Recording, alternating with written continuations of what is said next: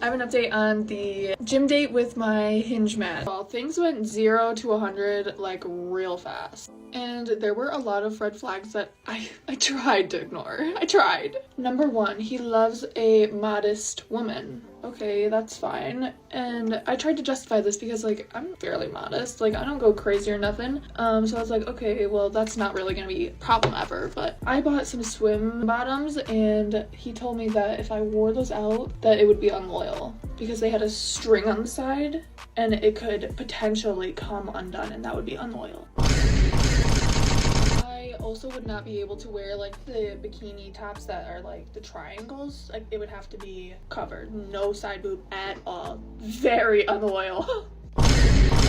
Number 2, he is very big on the men are very logical and women are emotional. Very important fact that he thinks I really need to know.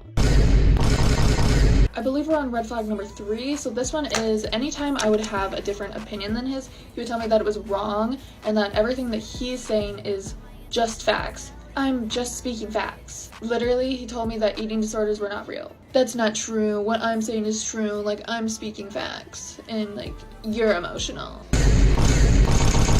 One time I was talking to him about a contract term, one of my contracts, and he's like, no, that's not how it is. I don't believe that's what it says. Like, I don't understand why you're trying to mansplain my own contract to me right now. You've never even read it. It's my contract. I know what's in it. And finally, red flag number 4. There are a lot of other ones, but these are just the main points. So me and my sister are having a sister's night and we decided to step out on the town and go to some bars that we've never been to because we want to play some pool, some bar games, and just have a good time with each other. And mind you, I'm not someone that like goes out anymore ever. And yeah, he said that was not okay and that it's either him or the bars because you're only going to the bars so that you can get guys' attention and that's the only reason why you would go. There's no other reason to go there except for to get male attention. I get male attention everywhere I go. Do you just want me to stay inside the rest of my life? So I think his issue here is that he's too one-sided. It's black and white. There's no gray in between. Eating disorders are not real. And then just in general, even though I get his point about men are more logical, women are more emotional, that may be true, but the way you convey it to a woman matters because you're essentially attacking who they are as a person. And it would be the same way if somebody were attacking your logic as a man. With all that being said, he did pick up on a few things. Modesty is a big issue for her.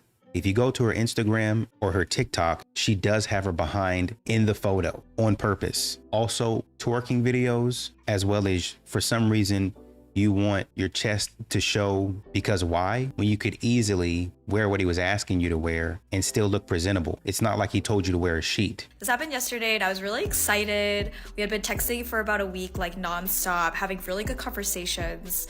And I thought we had like vibed pretty well. Even though it was at 6 p.m., I was like, sure, like let's go for coffee. We talked for about 2 hours. Seems like we're vibing pretty well. Like we're having good conversations. And then he asked like, hey, like, are you hungry? Do you want to go get food? So we go and get dinner, another 2 hours. And it seems like, you know, we're still having a good time.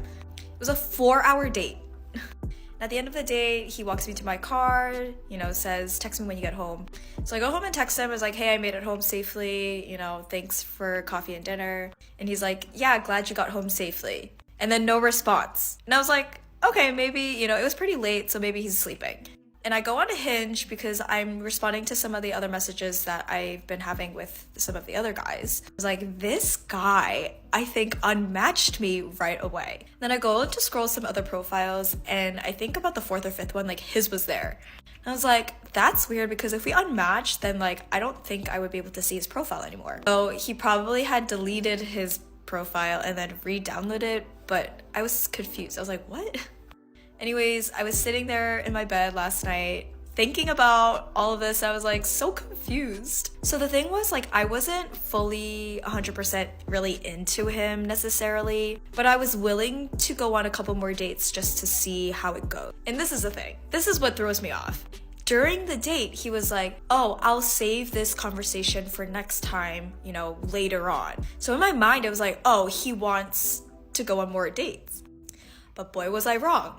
So not only did he lead me on thinking that he was also vibing, but I also feel stupid because I was willing to like give him a shot, give him a chance when I wasn't 100% feeling it myself. And this guy texts me today. He says, hey, I'm sorry, but I don't think we're a good match. I don't think, I don't see it going any further. And that's okay. Like, thank you for sending me a text instead of just ghosting me. But now I'm like reevaluating my heart. Because after 1 week talking with that guy, I was sort of invested and it's scary. But now that has led me to a I cannot trust men era. Boy, was I blindsided. Huh? So the man took you out on a date, talked to you for about 4 hours after a week of talking to you and said, you know what? I'm not really feeling it. And because he communicated with you, now you're in a I cannot trust men era. I get the disappointment, but the extremity? Nah. Really not much to report. It was a boring date. Like, I should have gone to the Met Museum alone without him. That would have been a better time. Basically, the minute that I got there, I realized that it was going to be a bad date.